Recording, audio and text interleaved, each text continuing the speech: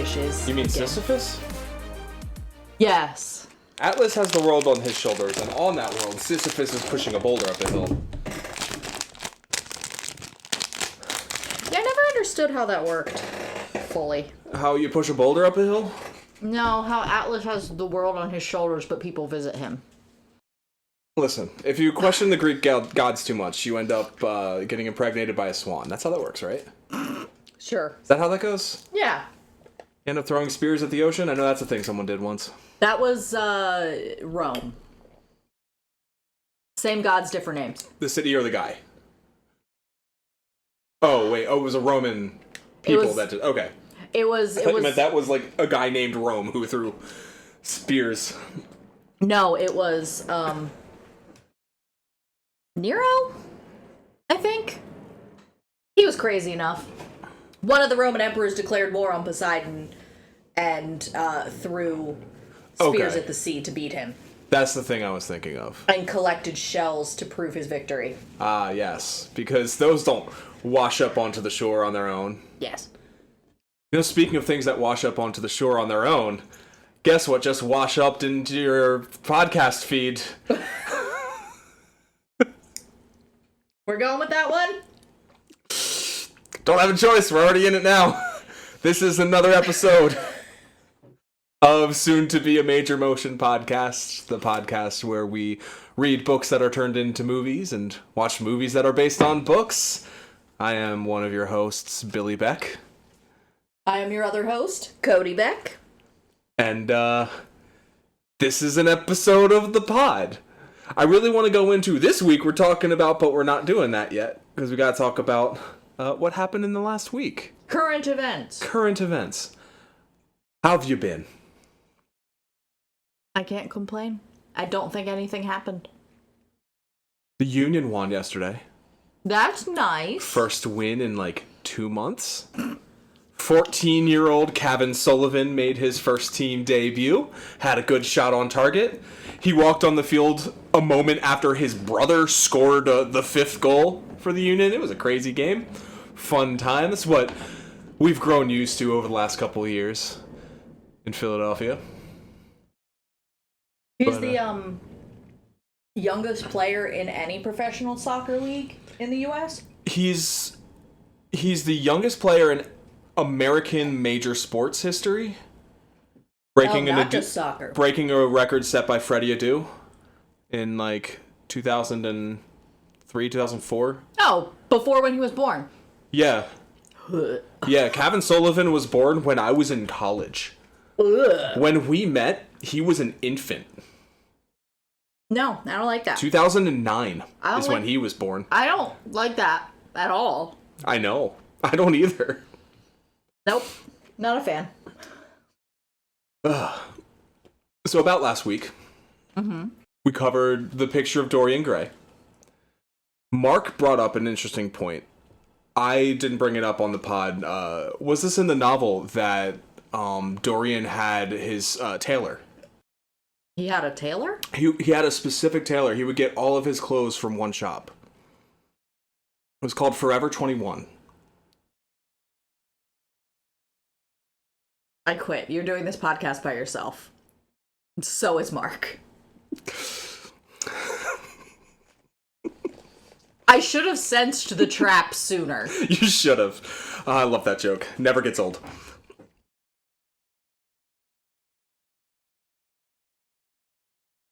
I'm not laughing.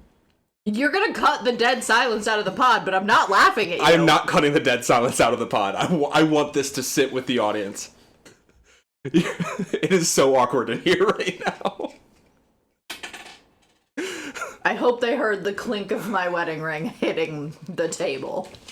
But legitimate things about Dorian Gray. We asked who you would cast in a modern adaptation. And Mark, when he delivered me that wonderful joke, let us know that he would cast Colin Jost of Saturday Night Live.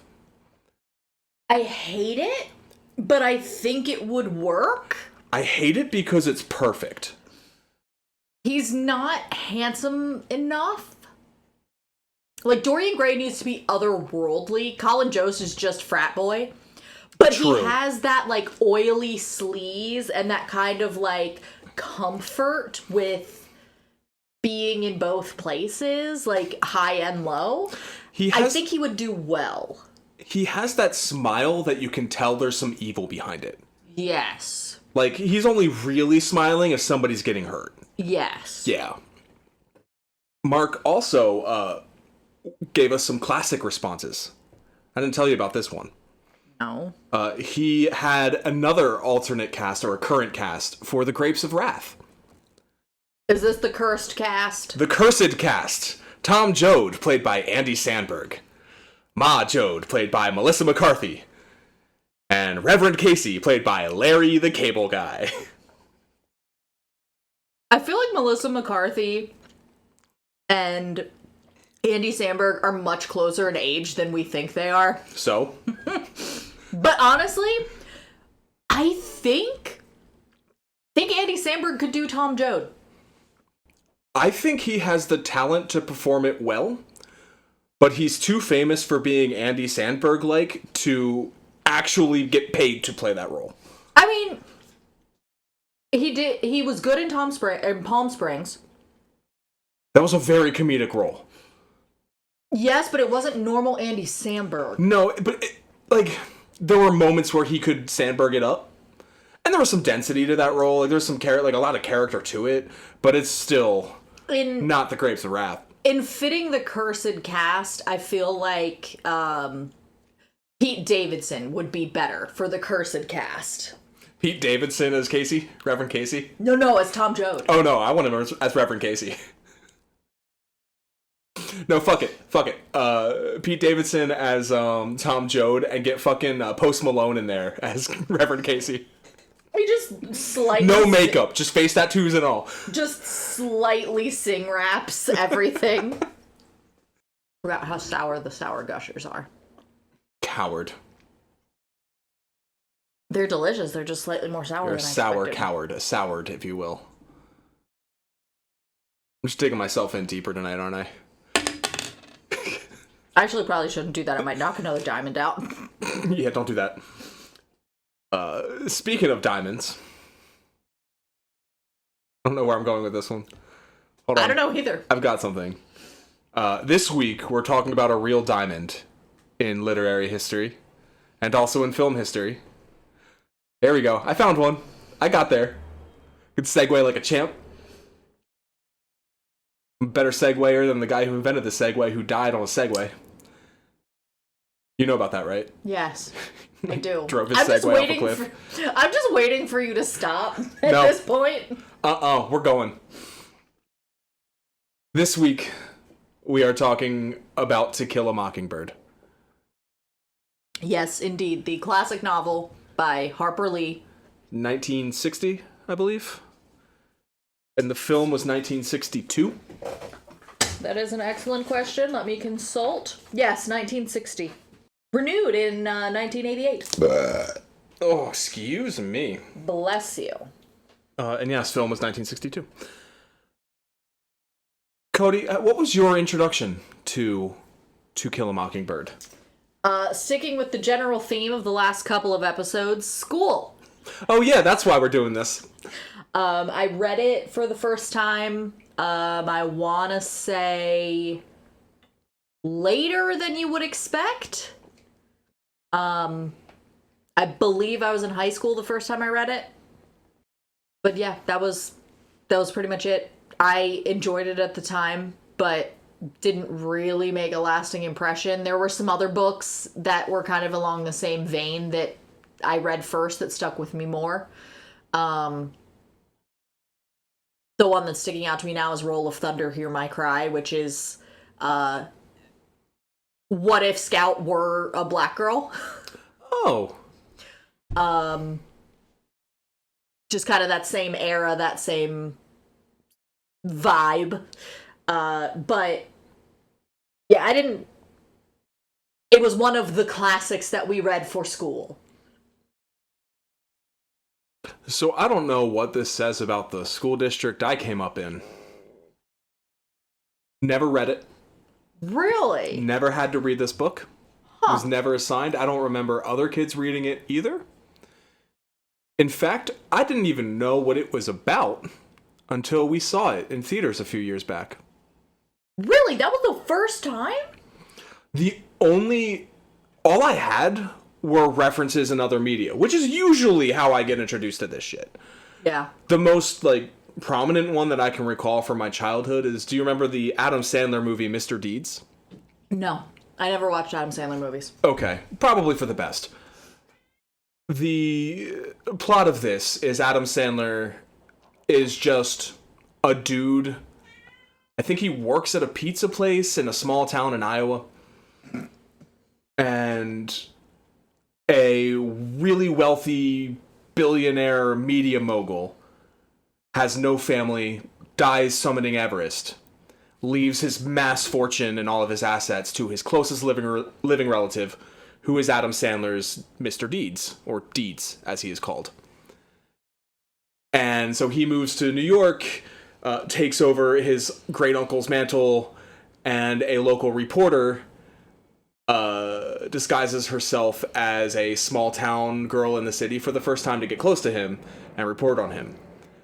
And to sell her story, she refers to the time Boo Radley pushed her out of the apple tree and she broke her arm. And the punchline of that whole joke is she makes up the most fake-ass small-town name. I don't remember what the beginning of the town name is, but it ends in, Chesterfieldville town. It's Deeds with his money finds this town, it is real. Takes her there to see her friends and family again. And she has to try and sell it. Yeah, I feel like the idea of, Boo Radley, or, the person locked up in a house for whatever reason, that kind of permeates Southern Gothic literature. And I know this isn't necessarily Southern Gothic, but, it has the same vibes as, A Rose for Emily, which I read a million times in school, which, sidebar, what the fuck, American school system. Your school and my school were very different, clearly. A Rose for Emily is William Faulkner. It's a short story where a woman kills her suitor and keeps his body in her bed. Good for her. She kills him because he's gay and he doesn't want to marry her. Bad for her. So she keeps his body in her bed, and they only find his body several decades after it's decomposed because she'd been sleeping in bed with it every night.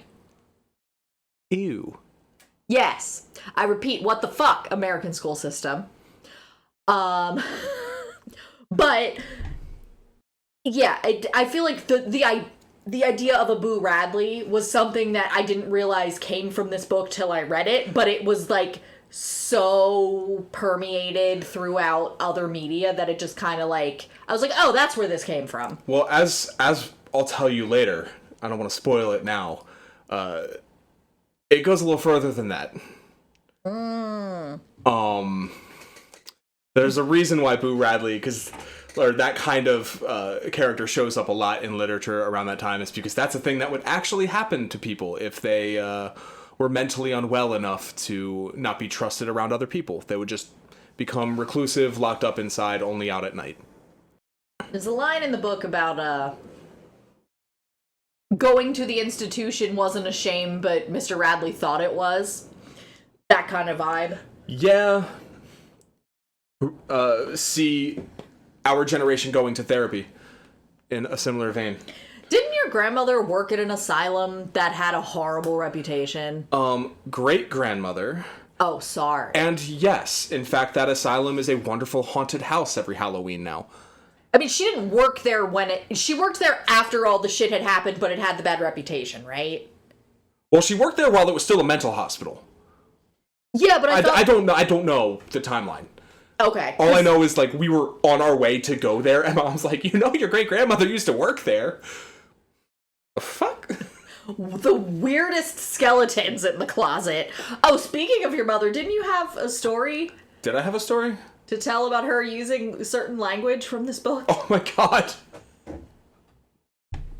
It's unrelated to this book. It is related to a future episode. Maybe I should save it for then. Fair enough. So in a month and a half, I'll check the calendar later, there will be a very fun story about my mother using some language she shouldn't use. I got nothing. I'm trying to put together a segue. Speaking of language you shouldn't use, there's some of that in this movie.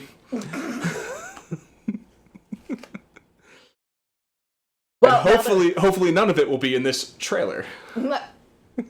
There we go. What the hell? There we go. We got there. Let's listen to a trailer. Ladies and gentlemen, Gregory Peck. The world never seems as fresh and wonderful, as comforting and terrifying, as good and evil, as it does when seen through the eyes of a child. For a writer to capture that feeling is remarkable. Perhaps that is why one book in the last few years has been so warmly embraced by tens of millions of people.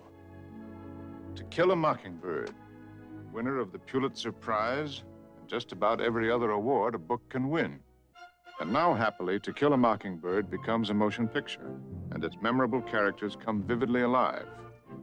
That Scout, some people call her Jean Louise Finch, but she insists on Scout. That's her brother, Jim, just a boy until the day he learns there is evil in the world.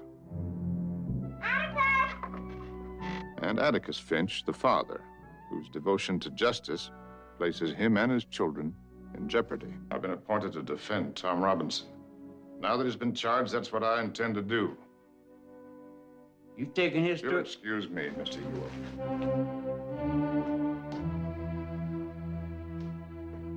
What kind of man are you? You got children of your own? Atticus, Jim says this watch is going to belong to him someday. That's right. What are you going to give me? There's a pearl necklace. There's a ring that belonged to your mother. You want to tell us what really happened? I got something to say. And if you ain't gonna do nothing about it, then you're just a bunch of lousy, yellow, stinking cowards!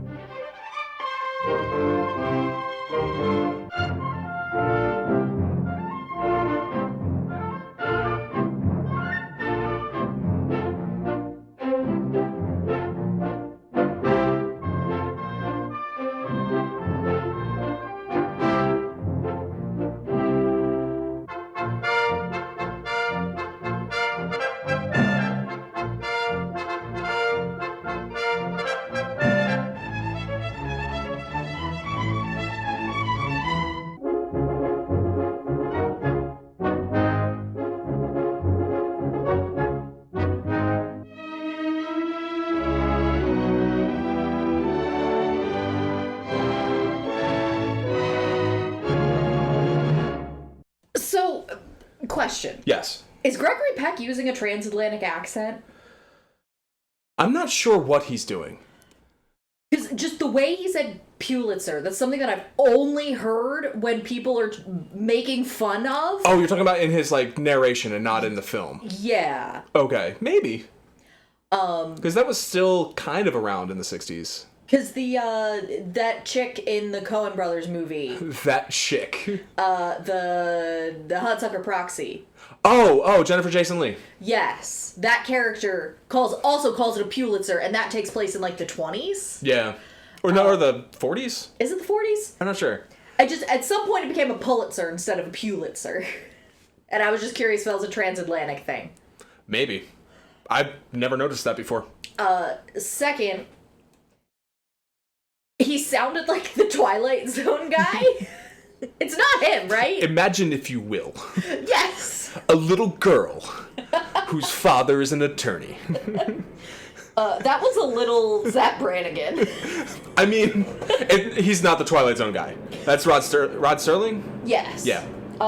And third, I've seen the movie, I think, twice now. Because Okay. I think I saw it in high school as well. Probably. His voice is what I hear as Atticus Finch when I'm reading his dialogue. His voice is what I want to hear read me a story before bed every night.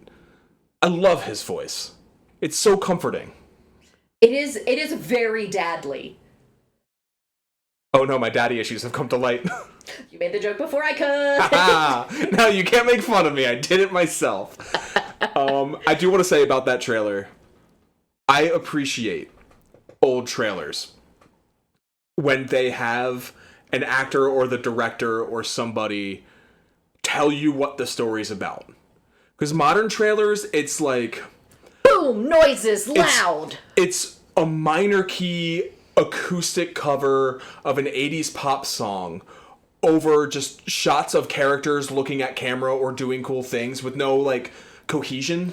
It's like the opposite of the 1984 with the Eurythmics. Yeah, exactly.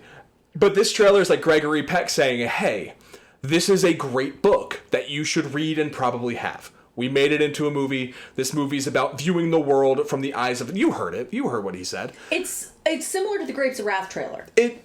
But it's more of the movie and less about the book. It's just like, here's the book. Yeah, it's just like, here's how you should watch this movie.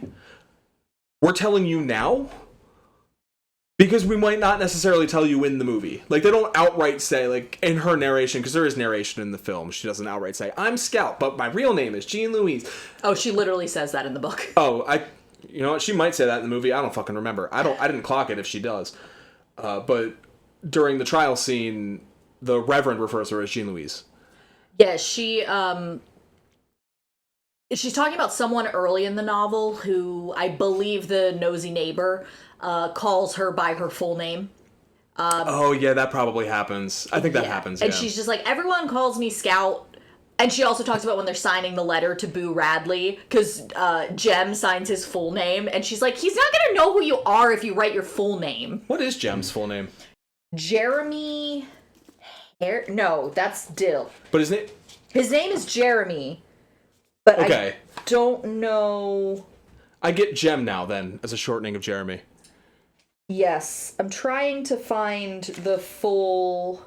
Oh, Charles Baker Harris. Jeremy Atticus Finch. His middle name is Atticus. Okay, and Charles Baker Harris is Dill. Is Dill. Yeah, you know, common shortening of Charles. Dill. There is someone in my family whose middle name is Henry. They wanted to nickname him Hank. That's not even his first name. I'm like, why wouldn't you just call him Henry and then give him the nickname Hank? But no, Henry needed to be the middle name. Does he live in Bucktown by any chance? No. Okay. God, I hope not. I guess he's technically an adult now. Neat. So, I have something I want to say about the trailer, but because I was reminded that you didn't know the plot of this story, do we want to do a quick plot rundown? You know what? Just in case I'm not the only one who was just completely oblivious to this tale through their entire lives. Scout and Jem Finch are growing up poor in the South with their widower father/lawyer, Atticus. As they show a new boy in town named Dill around, we learn local legends such as that of Boo Radley, a neighbor boy who only comes out at night after stabbing his parents. You say boy, he's an adult man. He's an adult man, but that's a boy. Yeah. Whatever. As the children grow up, we see through their eyes the tale of Tom Robinson, a black man accused of raping and assaulting a white woman. Atticus is appointed as Robinson's attorney, and he seems to poke holes in the prosecution's story and leaves plenty of reasonable doubt during the trial. However, a jury of Robinson's peers finds him guilty. Before Atticus can file the appeal, Robinson is shot and killed by the police during an attempted escape. If you couldn't hear the air quotes on peers and attempted escape, they were fully there. Robert E. Lee Ewell, the father of the victim, doesn't appreciate Atticus's actions aiding a member of the black community, nor the actions of his children, who earlier prevented a lynching, so he seeks revenge. On Halloween, he attacks Jem and a barefoot Scout dressed as a ham in the woods, but is stabbed to death by Boo Radley. The sheriff, doing the one good thing a cop will do, rules Ewell's death a suicide, and Scout and Boo become friends. What a happy ending. There is no sequel. We don't talk about the sequel. What sequel? Exactly. So, one of the reasons that this book and movie are so enduring is that it is a very nuanced discussion of class in the South, because class and race are intertwined in the South, because no matter how well off you are, if you're black, you're still lower class than the poorest, trashiest white person. Mm-hmm. No matter what your actual standing is. Correct. Yeah. Yes. And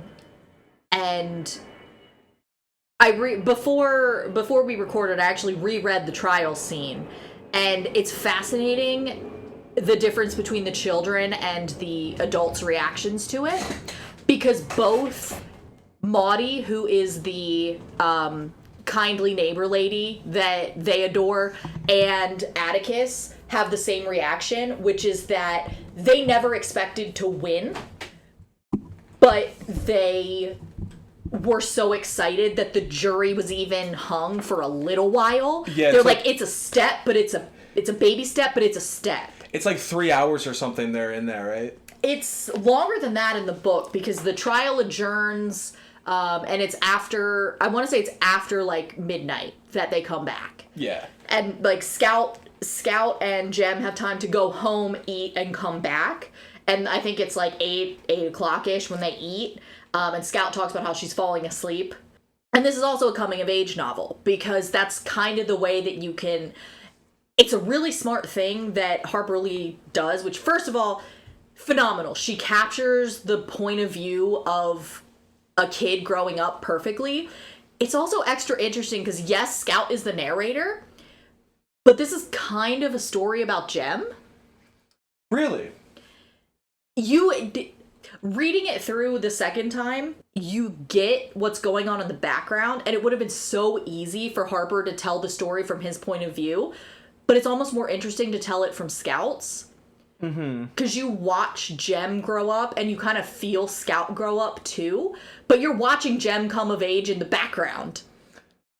Interesting, because I feel like Jem almost gets done a little dirty in the movie.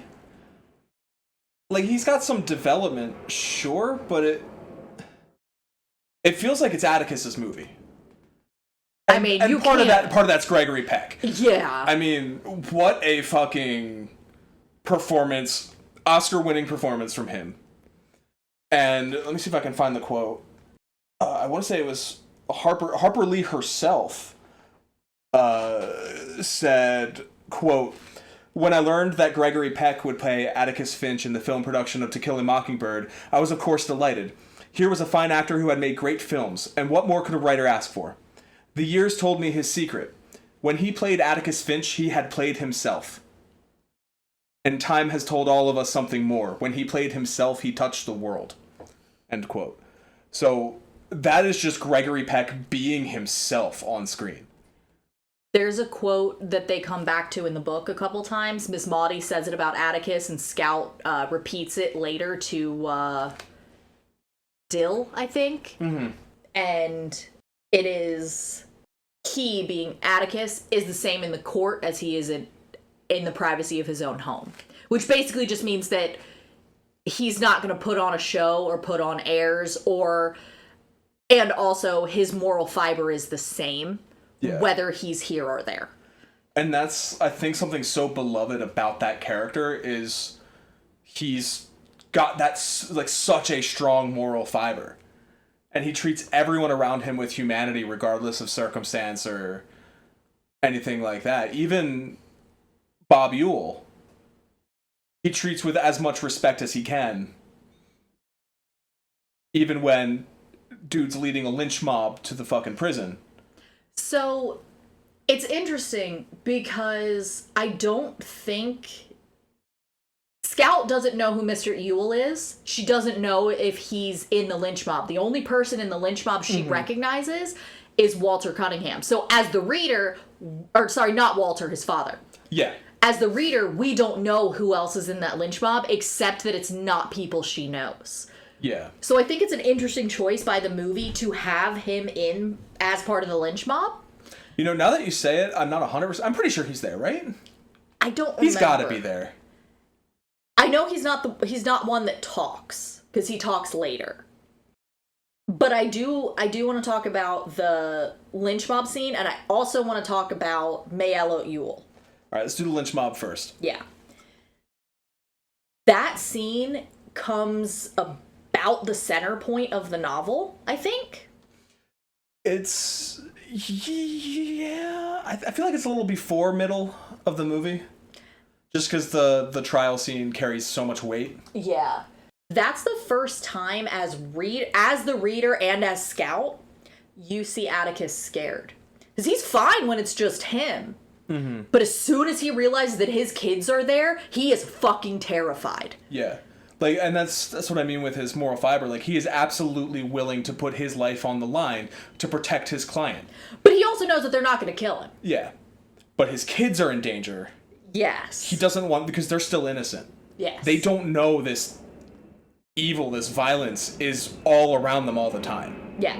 In the book, it's actually really interesting because Scout assumes that it's... because what had happened the previous night was that the sheriff and several other guys showed up and talked to Atticus and were like, hey, just so you know, they're moving Tom Robinson tomorrow. We think there's going to be trouble. And Atticus is like, no, there won't be trouble. It'll be fine, doing his usual cool thing.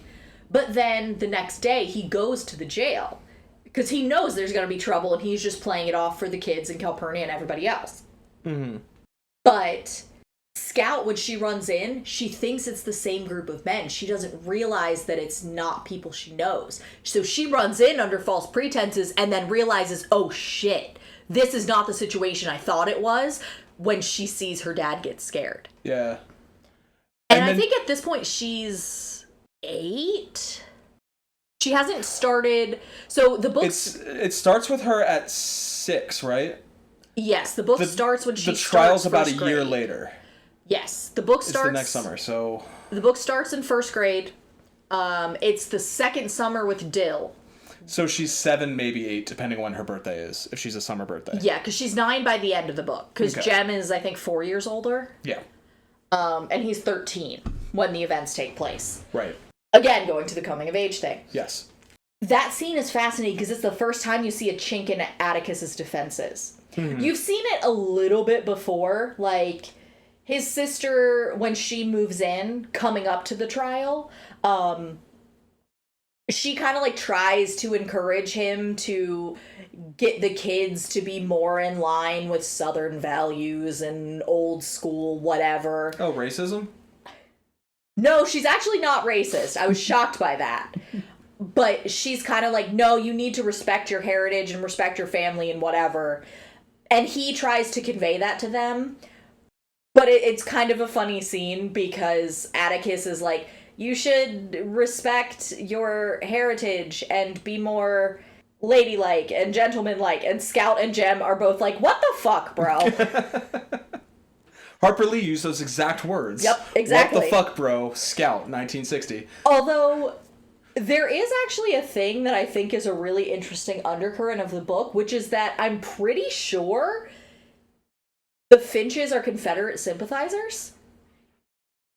They don't agree with the racism, but they're part of the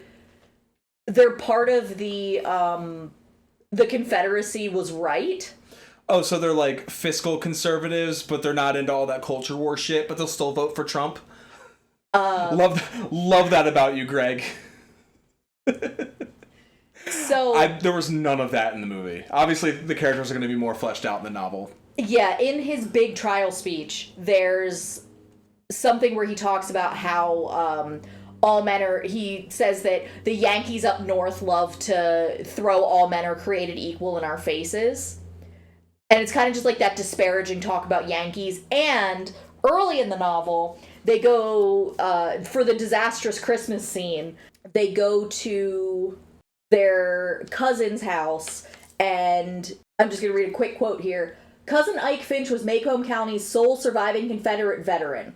At least once a year, Atticus, Jem, and I called on him, and I would have to kiss him. It was horrible. Jem and I would listen respectfully to Atticus and Cousin Ike rehash the war. Tell you, Atticus, Cousin Ike would say, the Missouri Compromise was what licked us, etc., etc. No, I'm pretty sure it was Stonewall Jackson getting shot by one of his own guys that licked you. He talks about that, too. And then further, it's different this time. This time we aren't fighting the Yankees, we're fighting our friends. Quote, Atticus. So I think that's an interesting dimension, is that even though we consider Atticus like this very... practically a saint in the canon of literature, yeah, he still has some shitty opinions. Yeah, we're not talking about the sequel. States' rights to do what, motherfucker? Exactly.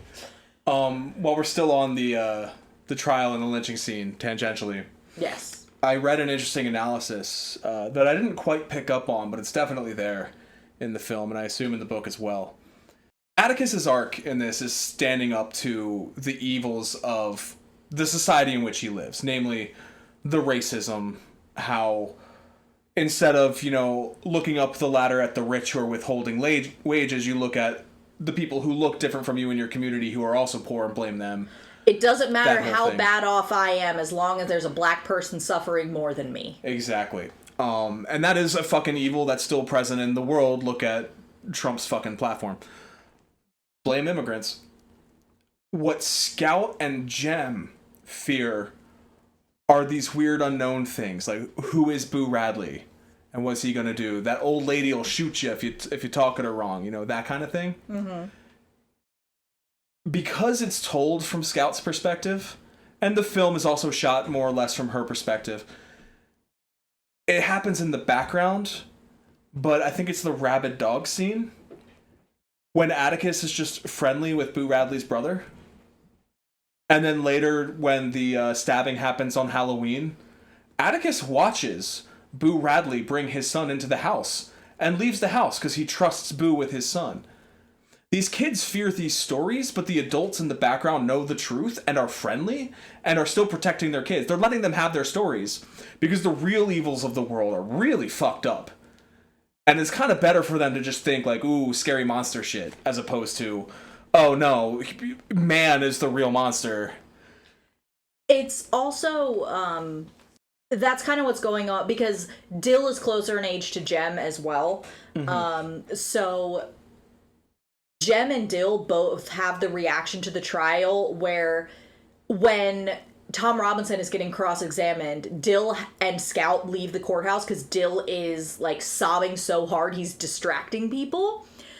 And that's where they meet the drunk, quote unquote. He's just drinking Coke out of a paper bag.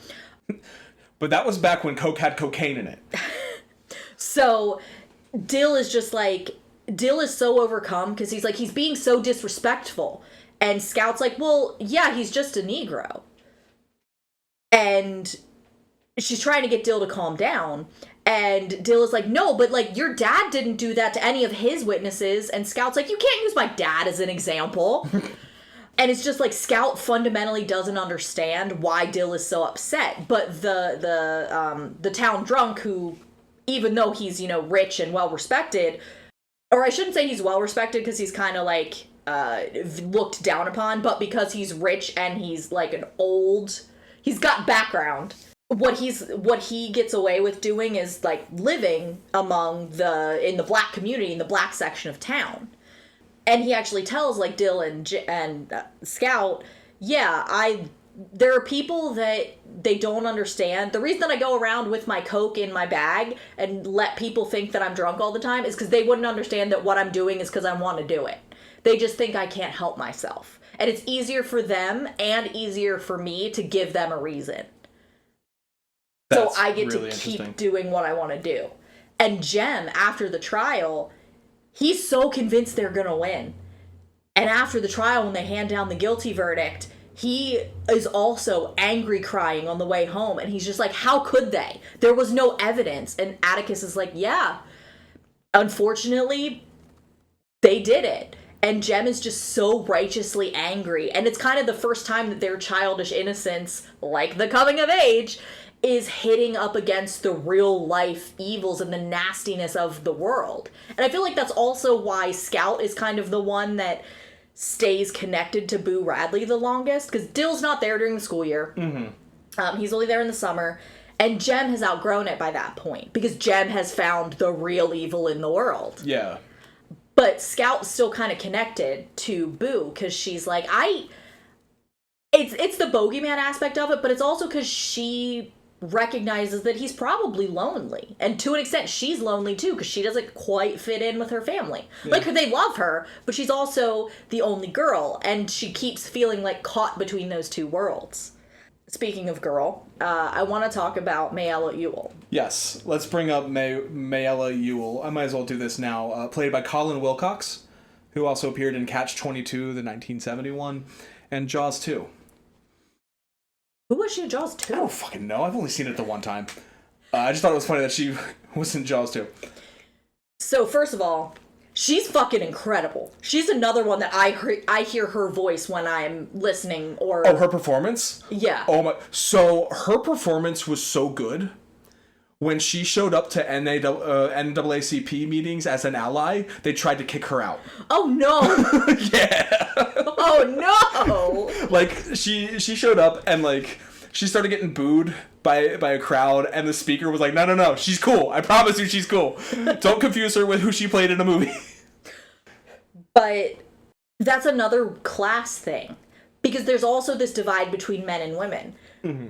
Because one of the things they talk about is what Jem and Atticus are having the discussion about why no one from town is ever on the jury. It's always farmers. And Atticus is like, well, first, women can't serve on juries.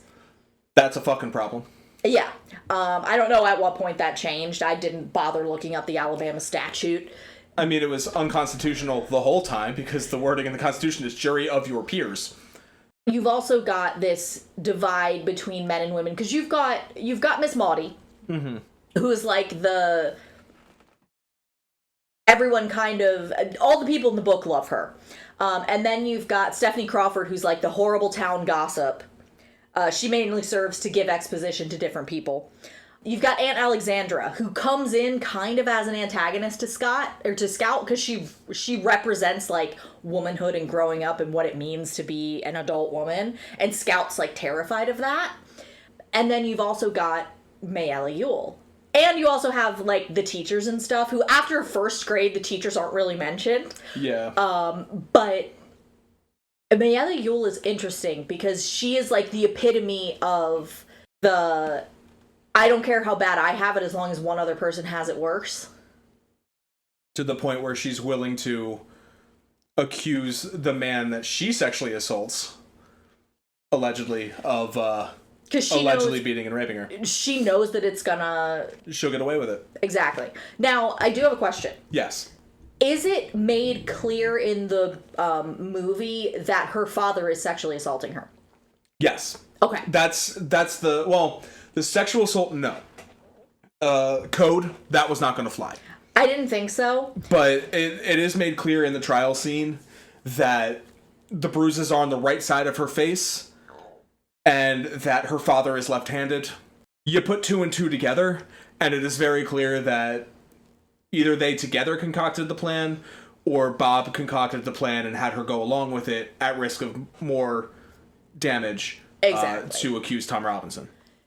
So, it is made explicit in the novel that her father is sexually assaulting her, and probably has been for some time, because when Tom is testifying, he's talking about how when she assaults him, like throws herself at him and starts trying to kiss him, she's saying things like, I've never kissed a grown man before, what my father does to me doesn't count. Ew! Yeah.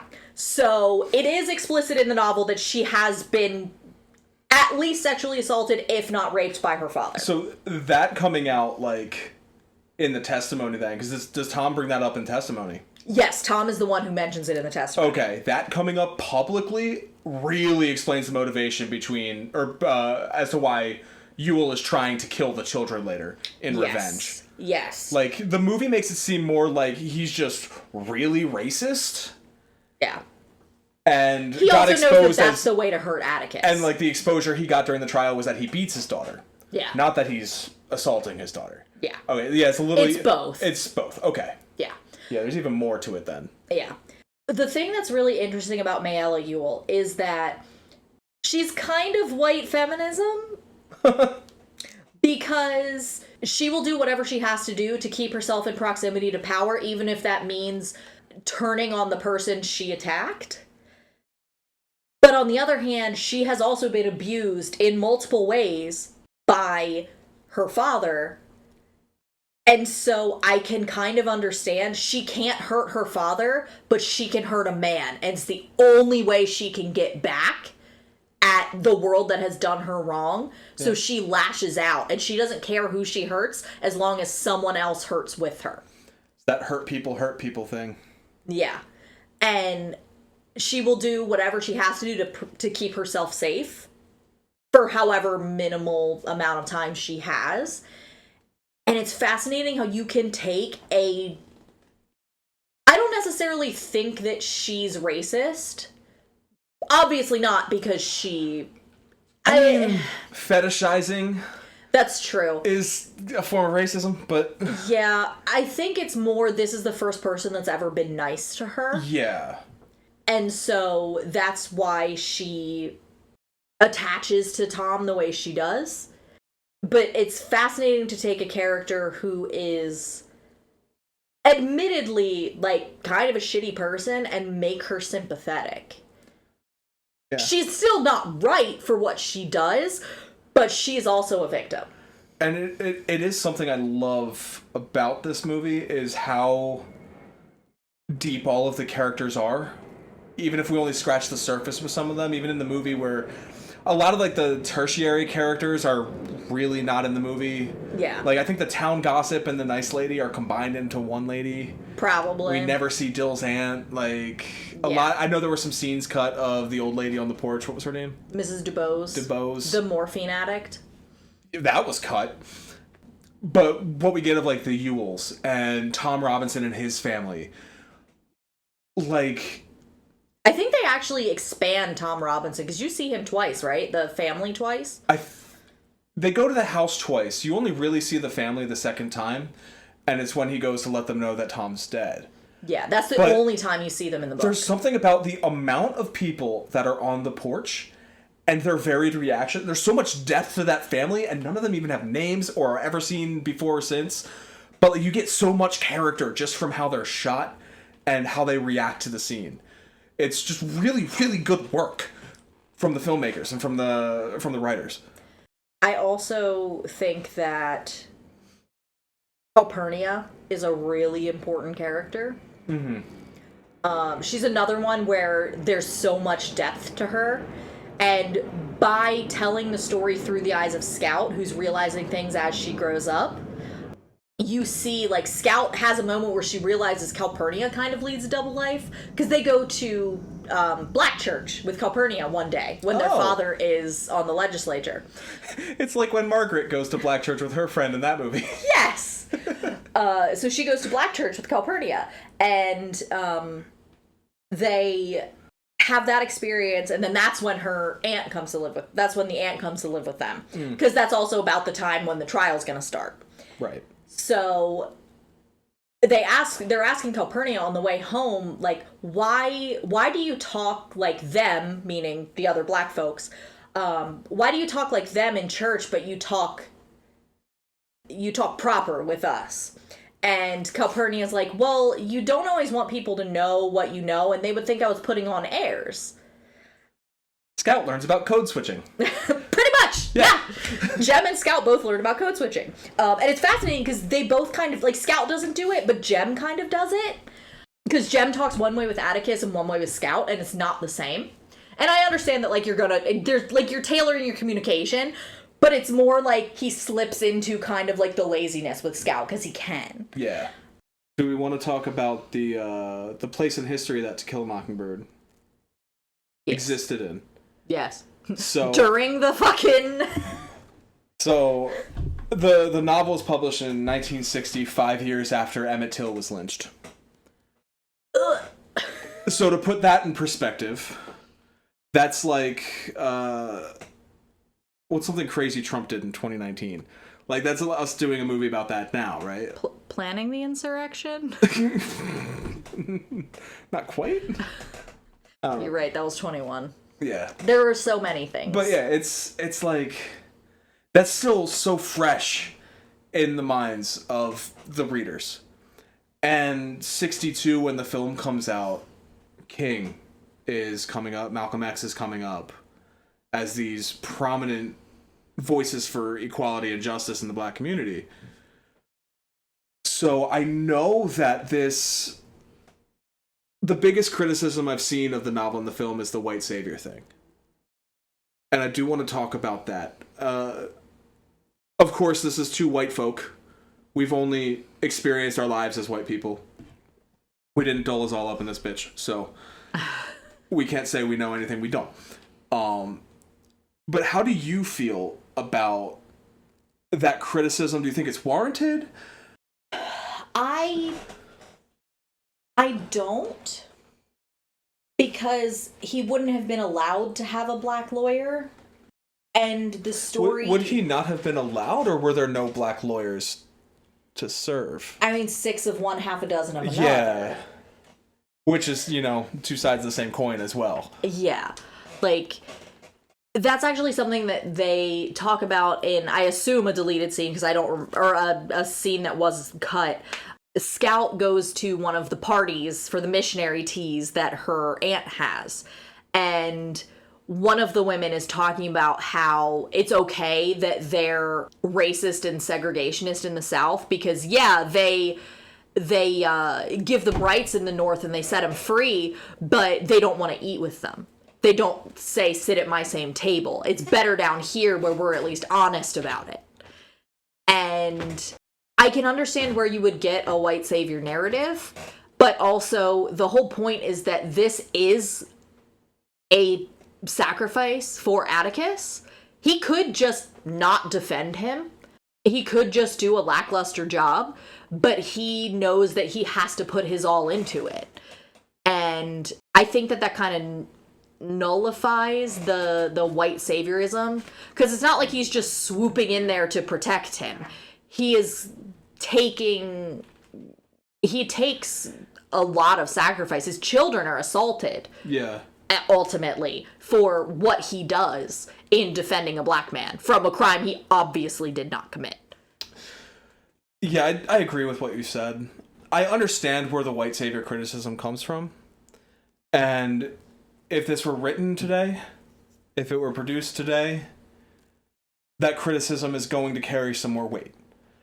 In 1960, 1962, however, I don't know, especially as the civil rights movement is growing, and things like Rosa Parks is happening, the March to Selma is happening.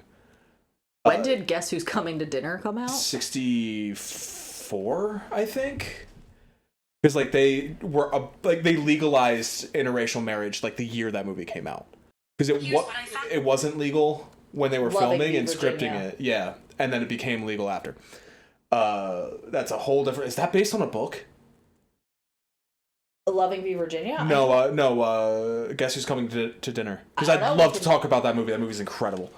But yeah, in 1962, I know when I was growing up, there was a lot of entertainment that was not presented to me as an option because it was, air quotes again, black people movies. Yep. Black entertainment. So even basketball wasn't on TV in my house in the winter. It was hockey. That far. That kind of just internalized racism growing up in rural Pennsylvania. Probably why this movie wasn't really presented to me, because it was a black story. But in 1962, for a general audience, I imagine what I experienced was amplified, especially with what was going on in the country, especially amongst certain groups of people. But if you have a movie starring Gregory Peck and his cute white kids, and maybe one shot of Tom Robinson in that trailer, it was all Gregory Peck. You got some Calpurnia in there too, but maids are okay. Yeah, that's fine. I can completely understand centering it around a white family learning about racism to teach people in the real world who are white who need to learn about racism. It also goes back to the genius of this book being a coming of age story, is because children can question assumptions in a way that adults can't. Yep. Whether it's because they're ingrained and you don't think to question them, or because children just are given that authority or that ability because they have to learn the norms. Yeah, and as an audience, when you're watching through the eyes of the child, as Gregory Peck told us to do in the trailer, you allow yourself to question as a child would. To view it as a child would and realize that's just a guy.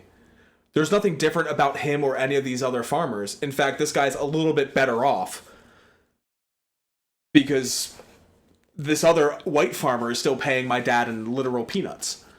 So structuring this story in that way at that time makes perfect sense to me. Doing it now, yeah, maybe we do something a little different. Maybe have the focal point be Calpurnia. And just view the whole story from her point of view.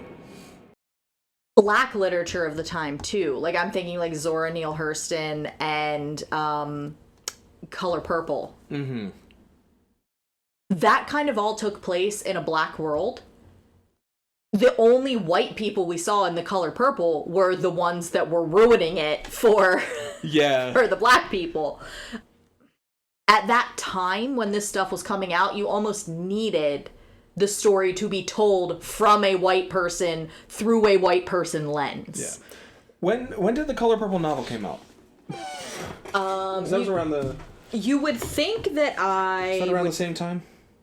Oh, 82. Okay, never mind. It was a little bit later, yeah. Oh, okay, yeah. I was thinking it came out in the 60s as well, but no, it came out... Wow, both of them. The film came out like 2 years later. So do you want to talk about the movie a little bit, or is there more about the story you want to get into? We can talk about the movie, but I have two quick quotes. Oh yeah, hit me. So there's a quote, this is between the three kids talking during the trial. I am going to use the actual quotes from the book. I'm using the word Negroes. Okay. Because that's in the book. I am not going to say... Okay, yeah, don't say the other one. Don't be like my mom. Stay tuned for that story. So, this is Scout talking. Well, how do you know we ain't Negroes? Uncle Jack Finch says we really don't know. He says as far as he can trace back the Finches we ain't, but for all he knows we might have come straight out of Ethiopia during the Old Testament. Well, if we came out during the Old Testament, it's too long ago to matter. That's what I thought, said Jem. But around here, once you have a drop of Negro blood, that makes you all black.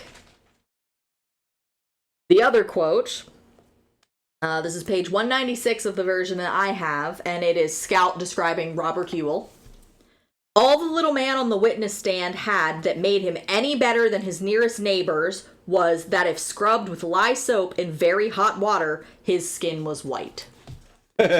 Bob Ewell is absolutely that guy who would send his sample into 23andMe and then call the company and threaten whoever's on the line, you better not come back with any black in me, and that person would absolutely put less than 1% sub-Saharan African. Yep.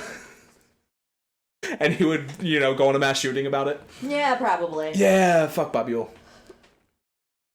So this movie came out in 1962, directed by Robert Mulligan, who had done films such as Summer of 42 and The Other. I didn't really know any of his other work. Very clearly his biggest. Yeah.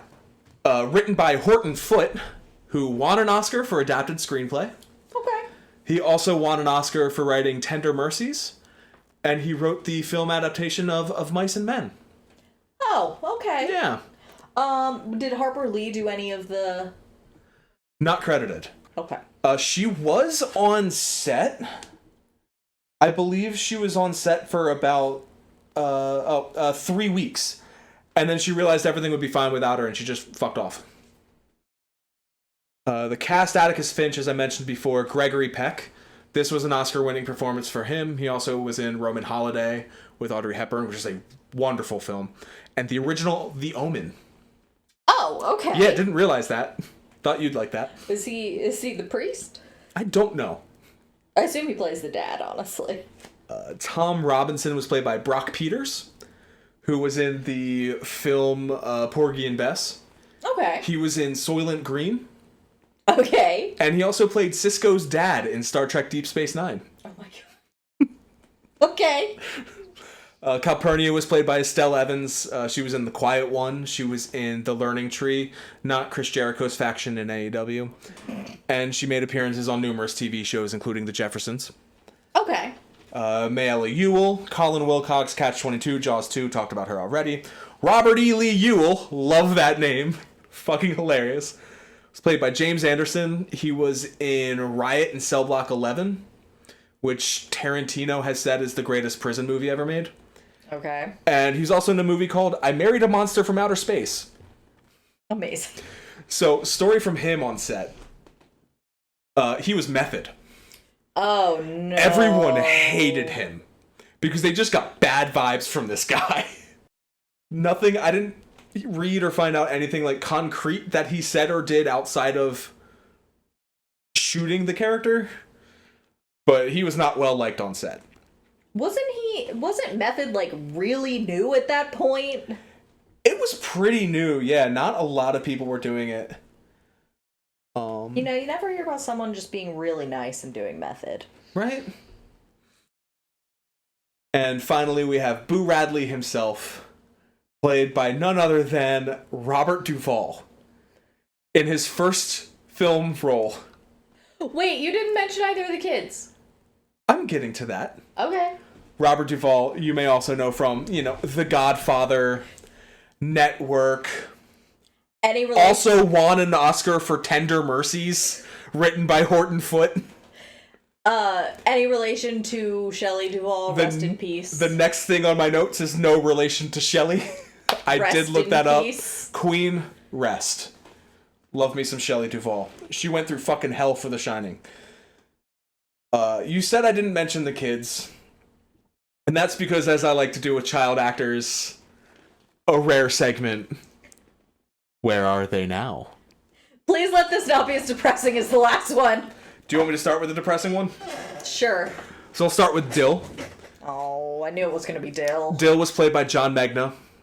He acted through the 80s, and he later moved on to directing plays. He was a teacher in Los Angeles, and he also founded LA Arts, which is a nonprofit theater in the area. That's cool. One that is still active today. I've heard of it. So that's actually pretty cool. He unfortunately passed away in 1995 from complications due to AIDS. He was openly gay. So that is the sad one. Jem was played by Philip Alford, who only auditioned for the part because his mom told him he'd get a half day off school. Yeah, he has that energy. He did this, he did a few other projects, and then he retired from acting, went into the construction business with his father. He now lives a quiet life. He's divorced, he's got 2 kids. Not much more from him. How old is he at this point? Is he in his, like... He would have been born in the late 40s, so he's probably in his 70s, maybe 80s now. I'm not 100% sure. He's still alive as of earlier this week. And then, of course, we have Scout. Mary Badham, the youngest at the time supporting actress nominee at age 10. She lost to 14-year-old Patty Duke for The Miracle Worker. She retired from acting a few years after doing this, married, had 2 kids. She became an art restorer and a college testing coordinator in Pennsylvania. Oh, okay. She also regularly travels the country to talk about her experiences working on the movie. She came out of acting retirement in 2005, did a few shorts as like favors to people. And in 2022, in a stage adaptation of To Kill a Mockingbird, she played Mrs. Dubose. That's great. I love that. That is the kind of old lady Scout would be. Yes. So that is Where Are They Now? You know what other little segment we like to do that doesn't happen every time? Menaces! An on-set menace. Yes! Now we're gonna Reddit this. We're gonna Am I the Asshole this. Who is the menace here? So Scout, Mary Badham, had a habit on set of mouthing other people's lines while they were saying them. And it's a common thing that child actors do. I caught myself doing it on stage in the past. Keeps you do it. Keeps you in the scene. Helps you know when your line's coming up. That kind of thing. So she would do that on set. You can even see her doing it in one scene in the film. I think it's one of the times when they're in the car going to Tom Robinson's house. I think the first time. But you could, as a kid, you can totally pass that off as whatever. Yeah. So during the breakfast scene before the first day of school, she kept doing this off camera while Jem was speaking. And Jem was getting very annoyed because he had to keep eating that breakfast. And then he would fuck up the scene because he'd break concentration because he'd catch her reading the line. So in retaliation, you know the scene where she sits in a tire and Jem and Dill roll her? He rolled her as hard as he could towards some heavy machinery. He wanted to kill her. That's literally what happens in the book, too! Jem is annoyed at Scout and uses that as a moment of revenge! Of course, he is still a child and did not have the strength to actually damage her. True brother-sister. I don't think they still kept in touch after the shoot, outside of, like, 50th anniversary, like, articles and stuff that I found. However, Scout and Gregory Peck kept in touch their entire lives. Oh. And they would refer to each other as Atticus and Scout. That's so cute. And when Gregory Peck passed away, Brock Peters, who played Tom, actually read the eulogy at his funeral. Very, very sweet. Like, this is a film that impacted a lot of lives over the years, including those who made it, which I love that about a movie. And for it to come out this good. We have some alternate casts. We have a little bit of everything on this one. Alright. Alternates for Atticus Finch included Jimmy Stewart.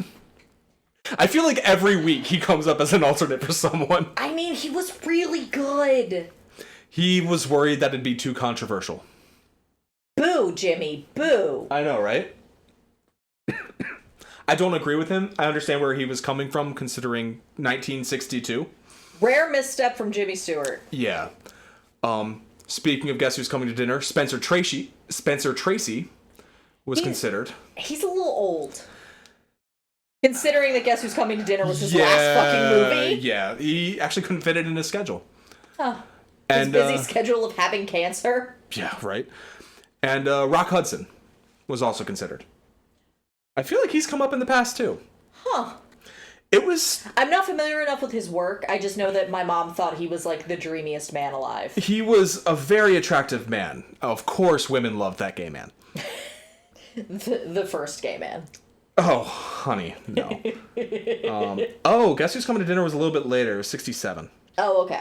I just searched when Spencer Tracy died because I was like, wow, yeah, he would have been pretty old, huh? That's only 5 years later. That's still, he was on death's door in Dinner, so. Let me see what he was doing around this time. That would have been, oh my god, he was doing It's a Mad, Mad, Mad, Mad World.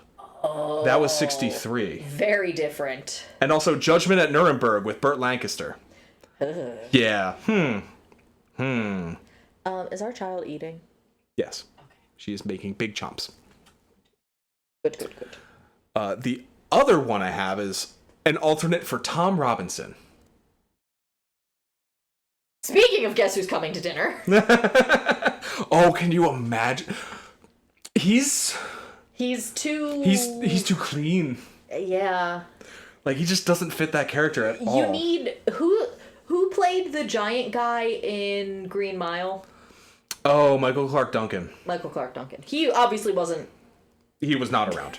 Not around yet. He's absolutely not around. I'm just searching to see when this guy's first film was, because I think it was the same year. It was. Oh, no, it was 2 years later. So they auditioning for the role. He wasn't an almost cast. He was auditioned for the role. Even before his first film, Dr. Strangelove, James Earl Jones. Ooh. Imagine Tom Robinson's testimony in that voice. Not that Brock Peters was bad. He was good enough that Gregory Peck couldn't look him in the eye during that scene or he would have broken down crying. He had to stare into the middle distance to get through that take. Yeah. Fucking brilliant performance. But still. I hinted at this earlier. Do you know which characters are based on real people? I assume Boo Radley. So the Finches are based on a little family you may have heard of, the Lees. Scout is based on Harper Lee herself. Jem is based on her older brother. And Atticus is based on her father, who was also an attorney. Boo Radley was based on a boy who lived in their neighborhood who was a recluse. And they would have, rumors going around. I had his name. I didn't grab it. I didn't write it down. That's whatever. But he was an actual person who lived, I think he may have been albino. But my favorite is Dill. Oh no. Dill is based off of Harper Lee's actual neighbor, another little boy who grew up with her in the same town, Truman Capote. Oh my god! Yeah, no, I get it. I am so glad you didn't know this. I get it. I see it. It's the best. It's just the best. I did actually know that Harper Lee and Truman Capote were friends. Not even once did it occur to me. The thing with the Boo Radley, the real Boo Radley, Truman Capote was writing a character based off that guy too. Then he read To Kill a Mockingbird and went, nope, can't do that anymore. That one's out the window. Now, okay, so Dill and Scout have no sort of romance, right, in the movie? No. They have the stupidest child romance in the novel, and it's so charming. Like, Dill, sneak kisses her and is like, I'm gonna marry you, as he's leaving, and then the next summer he comes back and remembers that she's his fiance and, kisses her again and is like, I'm gonna love you forever. And it's so charming and so silly, and I wonder if Truman and Harper had, one of those goofy childhood romances. Oh, probably. That seems like something that would happen for sure. Or Harper just had a real big crush on him and wrote it into her novel. This story is actually so based on her childhood. She grew up in Monroeville, Alabama. The iconic courthouse scene was a set built in... I think they shot this on the Universal lot, because you can see Mount Lee in the background when they shoot the dog. So they shot this 2 miles from our house. Love that. Don't hunt us down. The construction they built was so accurate to the actual old courtroom in Monroeville, Alabama, that people in Monroeville assumed they shot there and were wondering how they missed them. It was so good that art directors Alexander Galitzin, Henry Bumstead, and set director Oliver Emmert won the Academy Award for Best Direction in Set Decoration Black and White that year. Nice. That's the third Oscar this movie won. So, yeah. The actual courthouse is still in use, just not as a courthouse. Every year, they stage a production of To Kill a Mockingbird outside and inside that courthouse. That's fun. Fucking awesome. And it's apparently, really good, even though all of the actors are locals. It's, it's non-professional actors, but, it's won awards. It's an incredible production from what I've heard. It's like the Mystery Plays or the Nativity or... Yeah. It's just that town's version of it. Exactly. Their Jesus is Atticus Finch. I mean, if Gregory Peck were my Jesus, I would be cool with it too. He's hung like this. That's Cody Rhodes. Hey!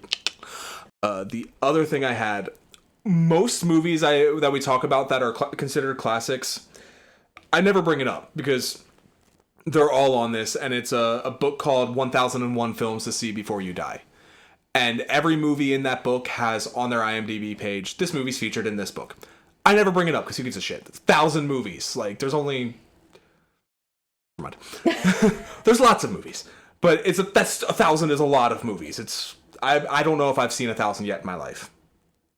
You have more than 1,000 I definitely have seen 1,000 in my life. Yeah. But yeah, like that's, a life of watching movies. What I did find interesting enough to write down is the BFI included this on their list of 50 films you should see by the time you turn 15. Which is a fascinating list. The BFI? British Film Institute. Huh.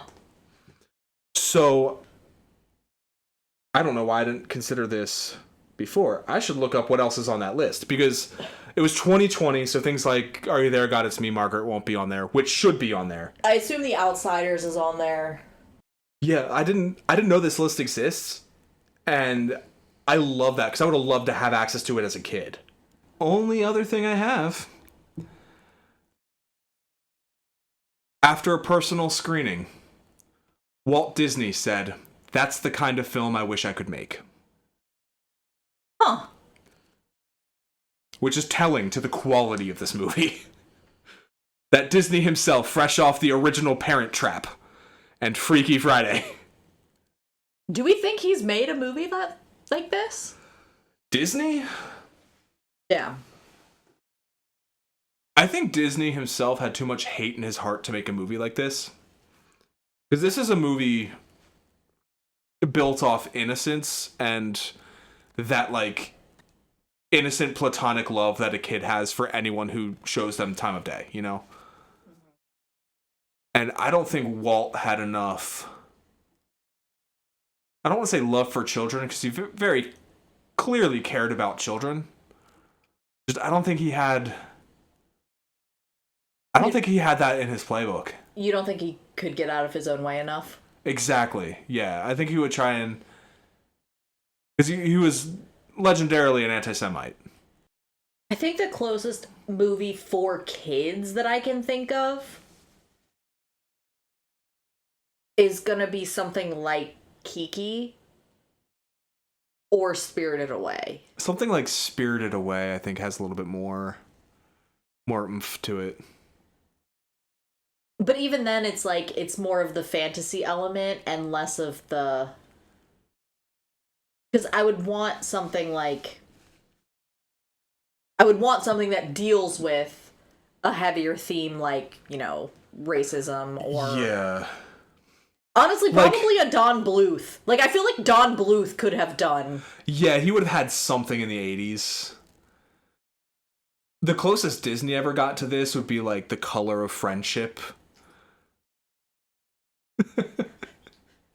For those Zootopia. For those who don't remember, The Color of Friendship was a Disney Channel original movie wherein an African-American family was very excited to welcome their exchange student from South Africa, who was white. Dun, dun, dun! Didn't it also take place, like, in the... During apartheid? Well, that was up until... Yeah. It came out when I was a kid. I remember, like, watching the premiere. I feel like it was set in, like, the 60s. It wasn't set that early. Unless... This is the second time we've had an argument and you were right the first time, so I don't know why I'm arguing with you. What was the other one we argued about? Little Rascals. You were trying to tell me the 1994 Little Rascals movie came out in the 60s, or not came out, took place in the 60s when there was a scene in which Donald Trump answers a cell phone call? Listen, I wasn't paying attention to the movie by that point. It does take place in the 70s. Good shout. Proud of you. That's actually one of the earliest films I can think of that I saw that tackled issues of racism. Because my parents either protected me from that or didn't want me to know that racism is bad. You had black people that went to your church.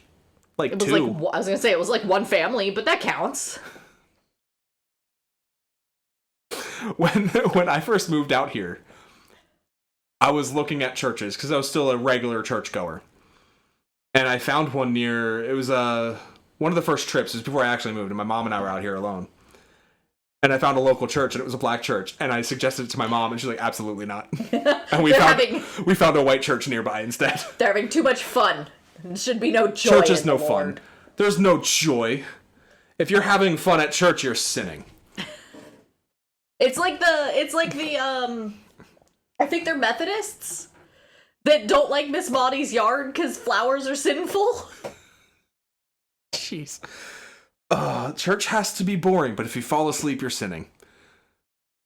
Yeah, tell that to a young autist who is already recognizing that he's being lied to by the man in a position of authority, but can't articulate that to his father, who is also in a position of authority. What's that? What was that one TikTok? Purity culture really fucked me up. Oh, it sure fucking did. Don't get me started on purity culture. So do you recommend the novel? Because it's clear I recommend the film. Yes, I do.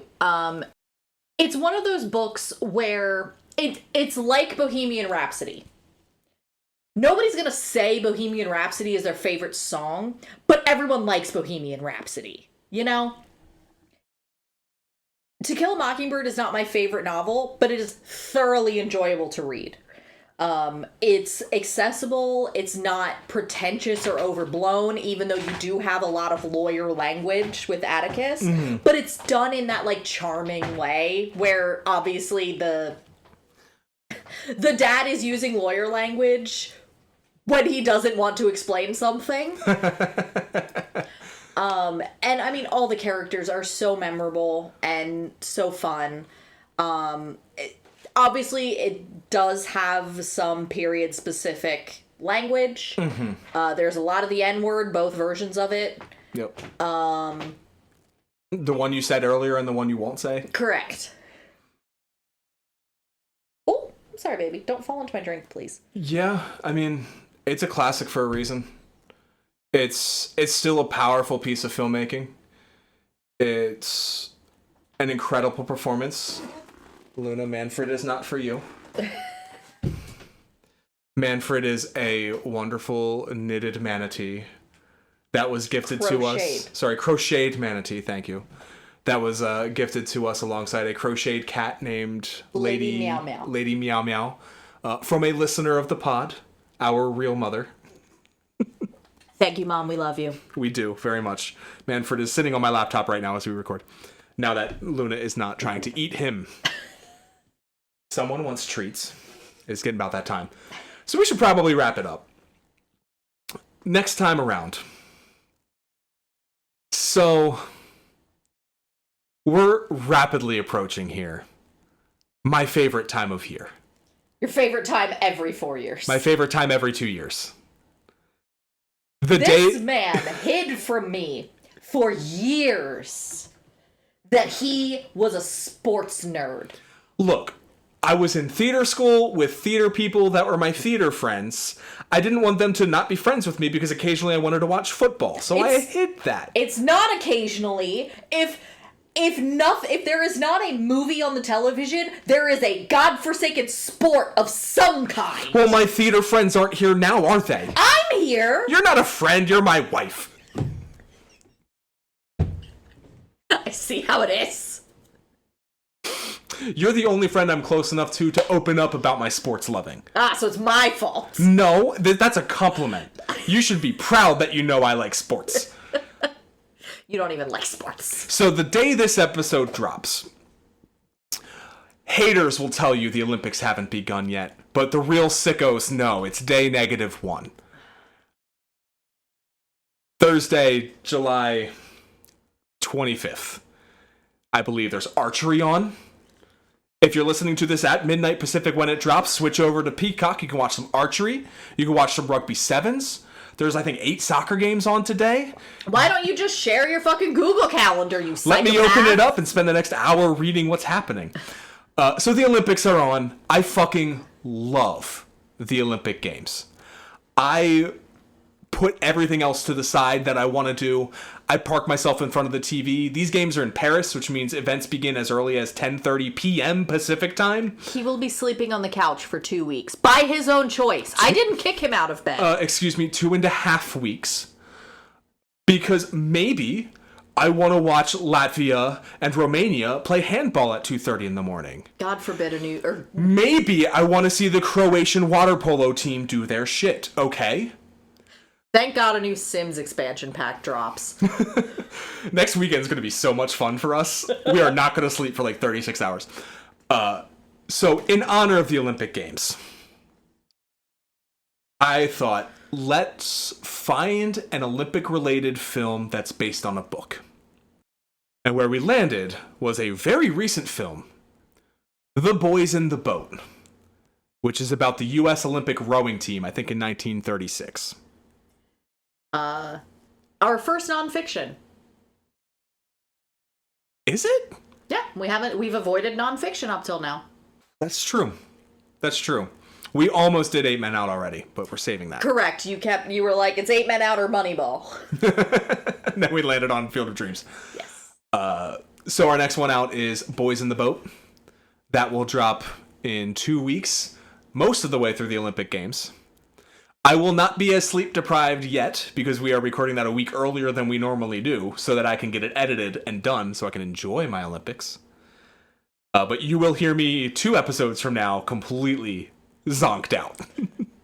But until then, you can find us on socials on our link tree, linktr.ee/soonmajorpod. We didn't have a prompt. We don't have a little question for our guests, our listeners to answer. What was there a spooky legend? Oh, yes. Give us your hometown urban legend or schoolyard tale, like hometown story. I want to hear that. For example, mine, the small suburb of Philadelphia in which I grew up. There was a man who lived in the loop going onto the freeway by the mall, and we referred to him as Hobo Joe. And this is a real man. His obituary was in the paper. He was a local legend, like in the sense of everyone knew who he was. The story that we were told as kids was he was actually super rich, and he was just tired of paying taxes. And he just put all of his money in a bank, and he just lived in the woods by the freeway. So I have one, but it's not as fun. It involves murder. Oh, boy.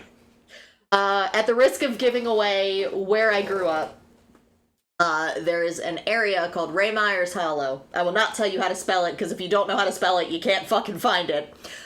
I mean, it's not like you live there anymore. That's true, but it is a very specific area. If you are from that area, you will know the legend. Raymeyer's Hollow was named after Mr. Raymeyer, who was a witch, supposedly, and there were 3 local men, I believe it was a father and 2 sons, who thought that Mr. Raymeyer had cursed them because I believe their pigs were getting sick. So they went into his house, stole what they thought was his witch book, and attempted to burn it. And Mr. Raymeyer woke up and encountered them in his house, so they beat him to death and then lit the house on fire. The spooky part is that the 3 people involved, I believe, all died mysteriously. And if you drive down that road alone at night, and you drive without headlights, a truck will appear behind you with its headlights on and follow you for the duration of the road and will disappear once you turn off of the road. I never did it because I'm a scaredy pants. Hobo Joe would get the end of day leftovers at the KFC at the mall. I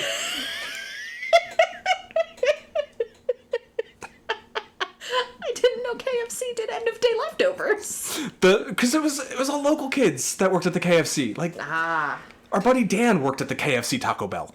Of course he did. For like a hot minute when he was in high school, college. Oh God, was that when they had the Double Down?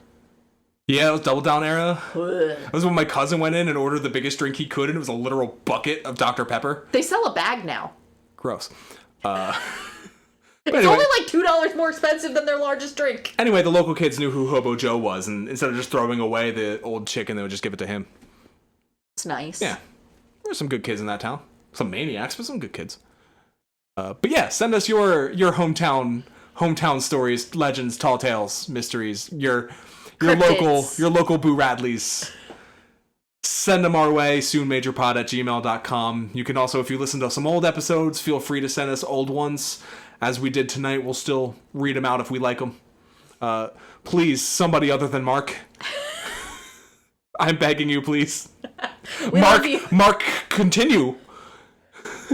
Please. Other listeners, if you're tired of hearing Mark get all the glory, send us your story. He doesn't deserve it. He had a hard week. He did have a hard week. We love you, Mark.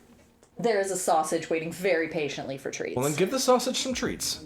You want some treats, sausage? All right, she's going to give the sausage some treats, and I'm going to end the recording. And...